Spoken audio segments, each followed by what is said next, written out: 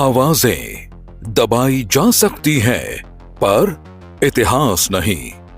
और एक ऐसा ही इतिहास है हमारे राष्ट्रीय गीत वंदे मातरम का।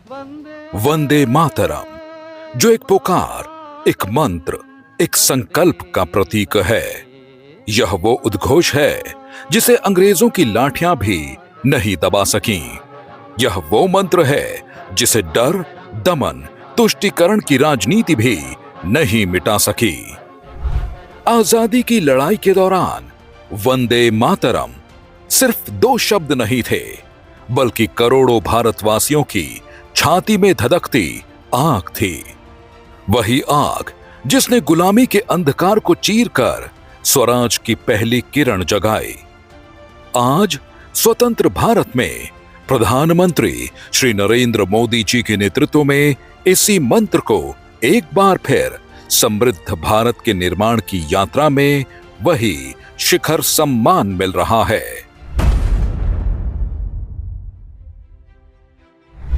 (1875) में बंगाल की पावन धरती पर बंकिम चंद्र चट्टोपाध्याय ने वंदे मातरम की रचना की। ब्रिटिश दमन के बीच यह गीत राष्ट्रीय चेतना की पहली चिंगारी बनकर उभरा। बंकिम बाबू के उन शब्दों ने भारत माता का दिव्य स्वरूप गढ़ा और करोड़ों दिलों में नई ऊर्जा जगा दी।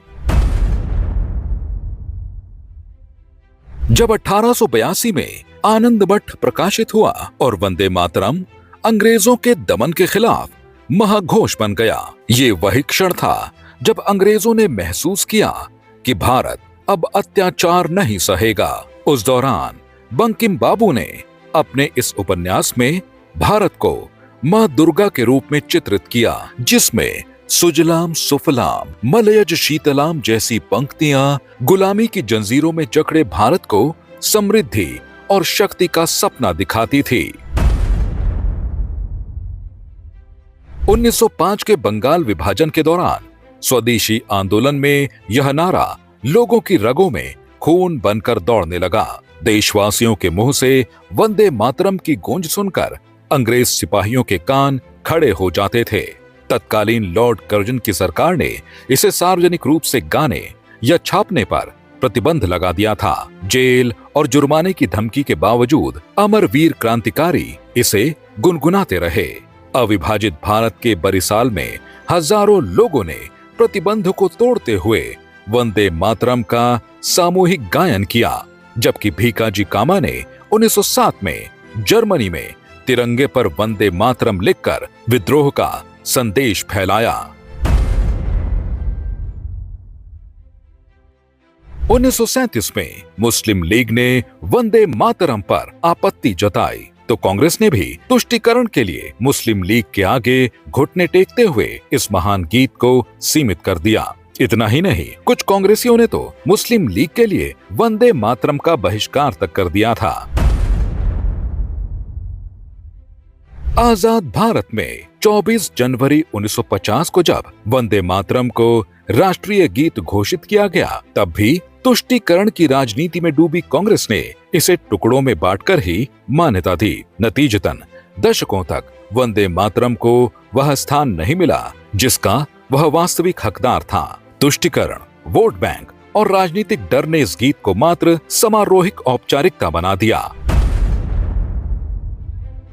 जब वंदे मातरम ने 100 वर्ष पूरे किए, तब देश आपातकाल की जंजीरों में जकड़ा हुआ था। संविधान मौन था, देशभक्ति अपराध बन चुकी थी और राष्ट्र के लिए जीने मरने वाले लोगों को जबरन जेलों की काल कोठरियों में ठूंस दिया गया था। कभी जिस वंदे मातरम ने देश को स्वतंत्रता की ऊर्जा दी थी, वही गीत अपने शताब्दी वर्ष पर इतिहास के एक काले अध्याय का साक्षी बन गया था।